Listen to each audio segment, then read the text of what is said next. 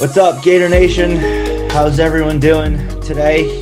I asked that rhetorical question with full awareness of what happened on Saturday, but I hope y'all are doing well. I hope y'all are ready to listen to today's episode of In All Kinds of Weather Forecast, because it is going to be a doozy as the Gators are coming off of a pretty embarrassing loss, I would say. I think it's fair to call it embarrassing. 49-42 to the LSU Tigers, a team that, as it turned out, had a lame duck head coach. They fired Ed Orgeron less than 24 hours after the game was complete. Florida finds itself at a bit of a crossroads right now as a program. A lot of the criticism that has been headed Dan Mullen's way before this game has now been ramped up, and I think people are I think the temperature has been increased a bit on this program right now. Of course, I am going to be taking the hosting role today. Neil Schulman, the creator and founder of In All Kinds of Weather. You can follow me on Twitter at All Kinds Weather. I am with Dustin Smith today, our normal host, who you can follow at IAKOW Dustin. I'm taking the hosting role today because Dustin is so disgusted that he straight up doesn't want to host the show today. He's just going to be the reactionary guy that answers the prompts and the questions that we have, and there are many of them. So, Dustin, the first question is, what the hell happened on Saturday?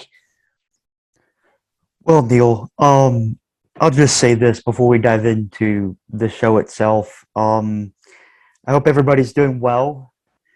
We like to tout the moniker In All Kinds of Weather. We all stick together for FLORIDA. And we say that a lot, but it's times like this where that moniker needs to be our center focus. Because it's very easy to stick together when things are sunny and things are looking great. You know, coming off of the 2018 season or even the 2019 season, where we saw hope. We saw a team that lost to teams that were clearly more talented than Florida. You know, even the loss to A&M last year, while that loss was excruciating and while we obviously saw things in Todd Grantham, oh my Lord, Todd Grantham, we saw things in that game that were bad. I mean, Marco Wilson was horrible in that game. And we talk about how horrible he was, but it all goes back to coaching. But at least we could have gone back and said, okay, A&M was more talented than Florida. But with the exception of the two times that we lost to Alabama, we've lost to teams that were either just as talented or not as talented as Florida. Okay? Oklahoma, okay, might be more talented, potentially.